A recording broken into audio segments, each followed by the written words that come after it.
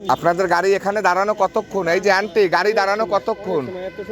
এই aunty, aunty, গাড়ি দাঁড়ানো কতক্ষণ?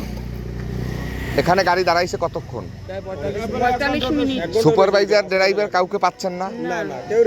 তারপর তারা কি গাড়ি রেখে চলে গেছে এখান থেকে? গাড়ি রেখে চলে গেছে। এখন আপনারা যে ভাঙা পথে যাবেন সেই ব্যালেন্সটাও আপনাদেরকে ফেরত দেয় না? না, টাকাও দেন না, টাকা পয়সাও দেন না। গাড়ির টিকিটে বা কোথাও নাম্বার লেখা নাই, বা গাড়িতে কোথাও নাম্বার লেখা নাই, গাড়িতে সেইগুলো দেখেন। টিকিট নিয়ে গেছে। কে নিয়ে গেছে? এরা। সুপারভাইজার আপনাদের টিকিটও নিয়ে গেছে। হয়।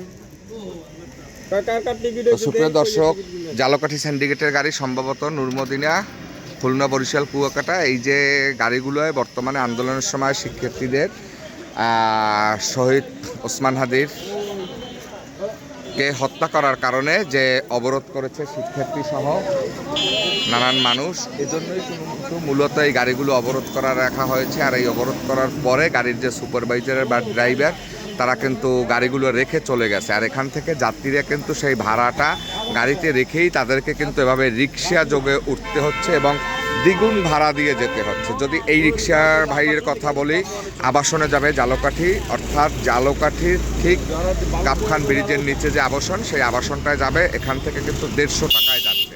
তবে এটাও আমি মনে করি অযৌক্তিক ভাড়া, অনেকটা বেশি ভাড়া নেওয়া হচ্ছে। এইভাবে বেশি ভাড়া নিয়ে এভাবে মানুষকে টাকা ব্রেক ছাড়িয়ে দেন, হ্যাঁ এখন দেন, এইভাবে মানুষের কাছে বেশি ভাড়া নেওয়াটা আসলে এটা কিন্তু ঠিক নেই, এটার যৌক্তিক যুক্তি নেই। এটা কিন্তু অন্যায়ভাবে অনেক রিক্সা চালক তারা কিন্তু বেশি ভাড়া নিচ্ছে, আমি দেখতে পাচ্ছি। তা আসলে এইভাবে ভাড়াগুলো নেওয়া, মানুষকে হয়রানি করা, এটা কিন্তু ঠিক হচ্ছে না। তো কি আর বলবো, এই আপুটো কিন্তু মঠ বাড়িয়ে যাবে, সাথে ছোট্ট একটি বাচ্চা, সুপারভাইজার বা ড্রাইভার কাউকে পাচ্ছে না, আপুটো কিন্তু দিশেহারা হয়ে যাবে।